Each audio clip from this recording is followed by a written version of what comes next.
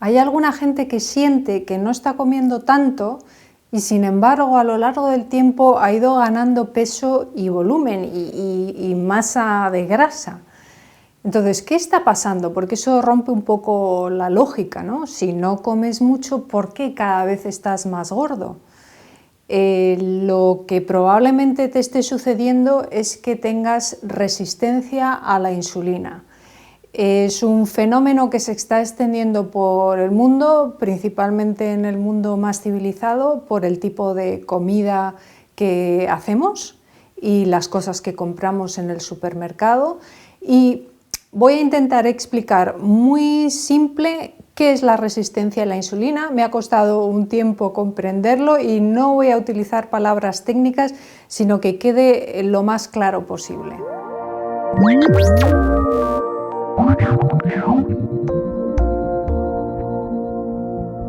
Cada vez que comemos, durante el proceso de la digestión, los alimentos se transforman en distintas sustancias, pero una de ellas es el azúcar o la glucosa, que va a la sangre y a los músculos.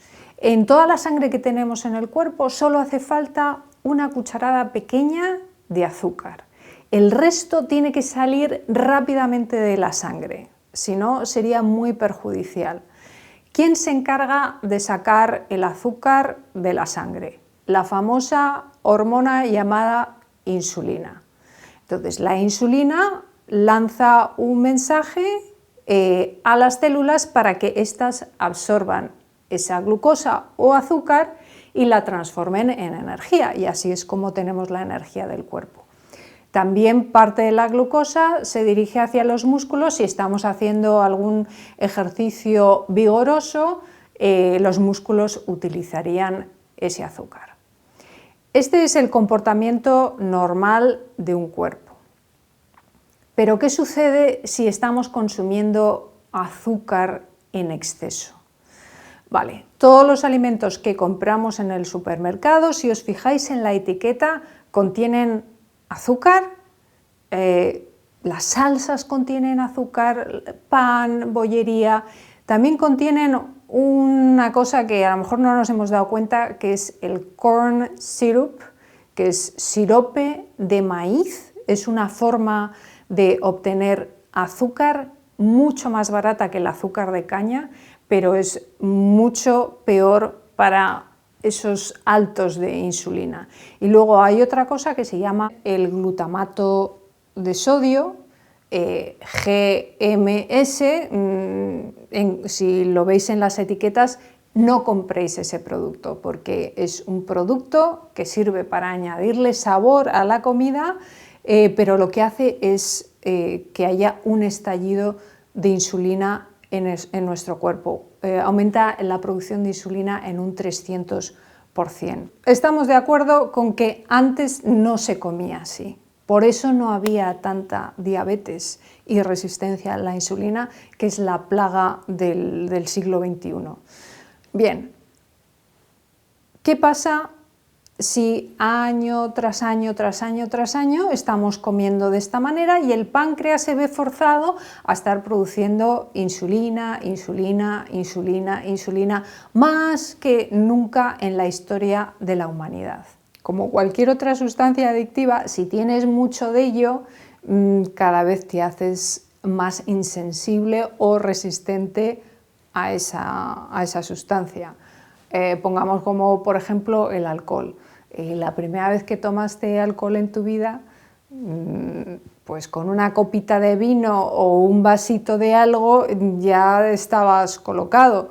Sin embargo, si has estado tomando bastante alcohol durante años, te fijarás que para conseguir ese mismo efecto ya la copita no es suficiente, sino que hace falta tomar 2 o 3 copas.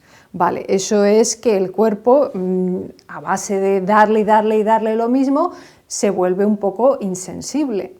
Pues lo mismo le ha pasado a la célula con respecto a la insulina, lo mismo que el alcohol. En la membrana de la célula hay como unos receptores que serían como la cerradura de una puerta, y la insulina sería como la llave. Entonces, el receptor y la llave receptor de la célula e insulina, trabajan conjuntamente para abrir la puerta de la célula y que entre la glucosa y de ahí obtener energía. Vale, como ha habido tanta insulina, los receptores ya no quieren saber nada de la insulina y la insulina se acerca a la célula, no hay nada que le abra la puerta y sigue su camino. Entonces nos encontramos con muchísima insulina en sangre porque es que la célula no la está utilizando. La célula entonces tampoco está utilizando la glucosa que debería entrar y entonces nos sentimos fatigados porque no está comiendo glucosa y la necesita. ¿Qué hace entonces el organismo cuando la célula se vuelve sorda a la insulina? Pues produce más insulina todavía. Es como si un niño está llamando a su mamá, mamá, mamá, mamá, y la madre no le contesta, se hace la sorda y el niño sigue, mamá, mamá, mamá, y cada vez grita más. Pues eso mismo ocurre exactamente con la insulina. Cada vez el páncreas produce más y más insulina y la insulina sigue no casando con la célula y cada vez tenemos más insulina en la sangre. Y esto, a grosso modo, es lo que se llama resistencia a la insulina, que si no se corrige adecuadamente va a desembocar en una prediabetes y en una diabetes. ¿Pero qué tiene que ver esto de ser sordo, de ser resistente a la insulina y cada vez ir ganando más y más grasa corporal? ¿Cómo se relacionan estas dos cosas? Hemos dicho que la glucosa o azúcar la absorbe la célula y los músculos y la utilizan para producir energía, pero hay otra glucosa que en principio no se utiliza y entonces el hígado se queda con ella por si en un futuro próximo necesitamos un poquito más de energía. La transforma en una sustancia que se llama glucógeno. Eso sería energía de la cual podemos disponer un poco más tarde. Entonces esto es como un vaso que se llena y se vacía. Si tenemos el vaso con un poco de glucosa y rápidamente nuestros músculos en el ejercicio o en una vida dinámica la utilizan, el vaso se vuelve a vaciar. Si ponemos más glucosa, se vuelve a llenar, pero hay algún momento en el que se llena más rápido de lo que se consume. Ahí va al hígado, donde se almacena, pero como hemos dicho que incluso sin darnos cuenta estamos tomando muchísima más glucosa de la que necesitamos, el hígado llega un momento en que también se llena de glucógeno, ya no puede aguantar más almacenamiento de glucógeno. ¿Qué pasa con ese excedente que decimos que es lo normal? Ese excedente se transforma en grasa, en chicha. Y la grasa ya es mucho más difícil de que vuelva a transformarse en energía. Entonces tenemos estos dos depósitos de energía, en el hígado y en las grasas del cuerpo, en el tejido adiposo. Vamos a hacer una comparativa de cómo funcionaría el sacar energía de uno o de otro. Vamos a comparar el hígado con una nevera. Cada vez que necesitamos más comida, vamos a la nevera, sacamos, cerramos, abrimos, cerramos con toda facilidad. Todo lo que no cabía en la nevera, porque estaba llena, como el hígado se llena de glucógeno, lo hemos pasado al congelador para utilizarlo en algún futuro y ahora cuando disponemos de energía y vamos al congelador pues ya no es tan fácil. Supongamos que es un congelador de esos tipo Arcón, hay que ir a él, luego hay que esperar a que se descongele, no es lo mismo que abrir y cerrar y coger algo de la nevera. Vale, este acceso más complejo a más comida sería el tejido adiposo. Yo creo que todos hemos notado lo difícil que es cuando uno se pone a régimen de ir perdiendo grasa. Entonces, seguimos con la idea. ¿Qué tiene que ver esto con la resistencia a la insulina? ¿Quién se encarga de impedir que se utilicen esas reservas de grasa? La insulina. Su primera función habíamos dicho que era sacar el azúcar o la glucosa de la sangre y llevarla al hígado para que esté ahí y guardarla para un futuro, pero su segunda función es impedir la combustión de las grasas, la lipólisis que se llama. Esa es su segunda función. Y acabábamos de decir que si teníamos resistencia a la insulina, estamos inundados de insulina. Si estamos inundados de insulina, es totalmente imposible que consumamos el tejido adiposo, porque ya es como el policía que impide el consumo de grasas.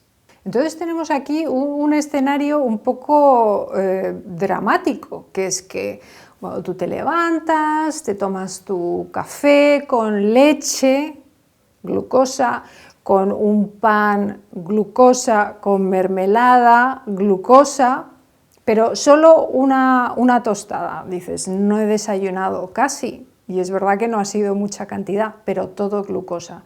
Luego llega la hora de la comida y te tomas un arroz, una paella, una pasta, todo glucosa, y llega la hora de la cena y bueno, pues te tomas también algo con glucosa, una sopa que tenga algo de pasta, o te haces un plato de espaguetis o de macarrones, o tomas canelones, es decir, todo glucosa, glucosa, glucosa. Y no has comido gran cantidad, pero lo único que has hecho durante todo el día es crear insulina, y la insulina te va a impedir quemar la grasa depositada. Y a la vez, como no está entrando el azúcar en la sangre, porque no hay ese casamiento, pues se va al hígado y el hígado ya está a reventar de glucógeno y entonces lo está enviando a los depósitos adiposos del cuerpo.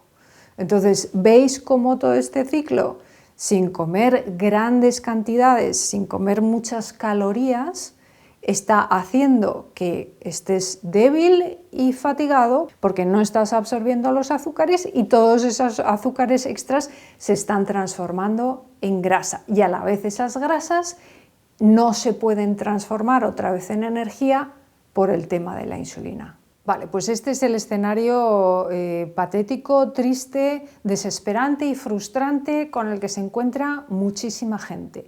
No como mucho y estoy gordo. Entonces, ¿qué se puede hacer? Hay que sacar toda esa insulina del cuerpo. Primera acción a tomar, dejar de tomar glucosa, o sea, insulina. Glucosa e insulina no es que sean lo mismo, pero a este nivel en el que estamos hablando los vamos a igualar.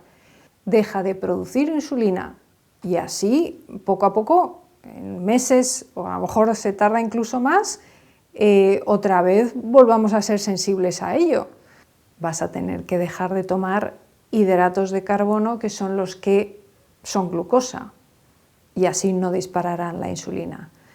Eso quiere decir, pues comer sin pan, sin pasta, sin harinas, sin legumbres, sin fruta.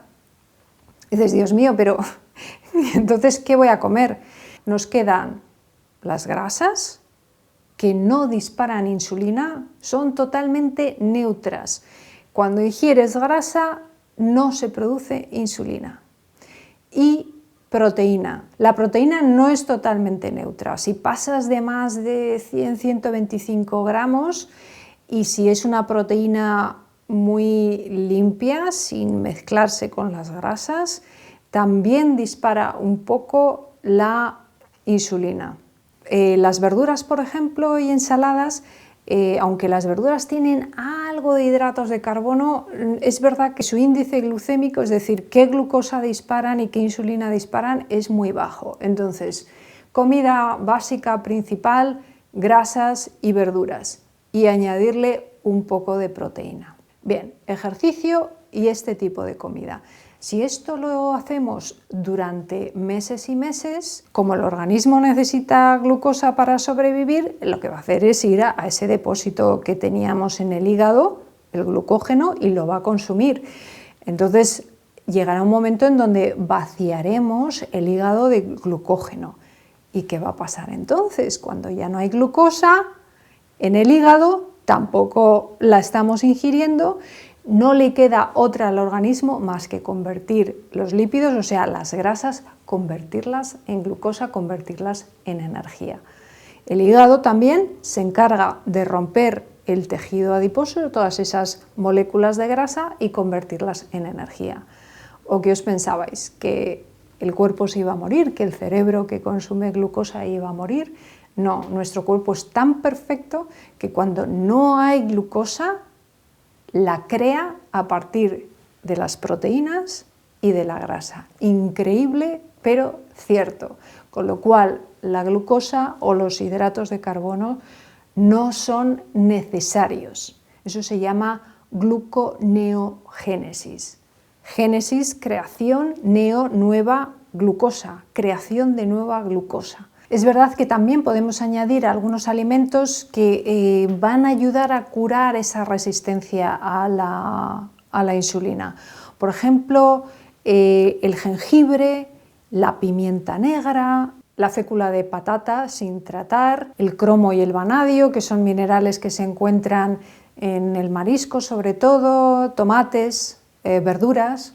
Ahora podríais volver a ver el capítulo que hice sobre el sistema, el protocolo de adelgazamiento que seguí para perder 10 kilos. La dieta en cuestión es la Keto Diet, la dieta ketónica, en donde se sacan de la ecuación los hidratos de carbono.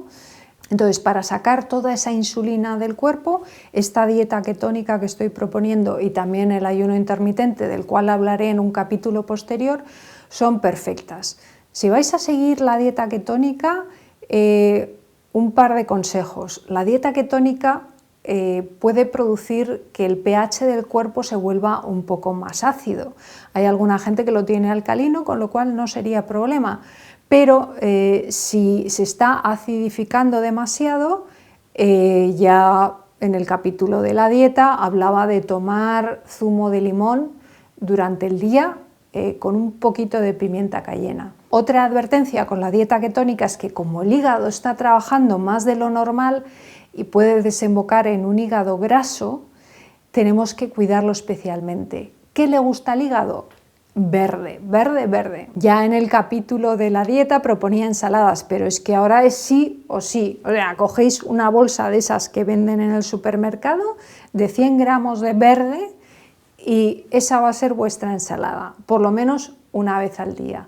Y podéis añadirle vinagre de manzana. Yo le añado 3 cucharadas. Eso hace que el hígado se vaya limpiando. Tienes que tomar un extra de potasio y el potasio se encuentra en cebollas, ajos y en esa gran ensalada que os vais a tomar al día.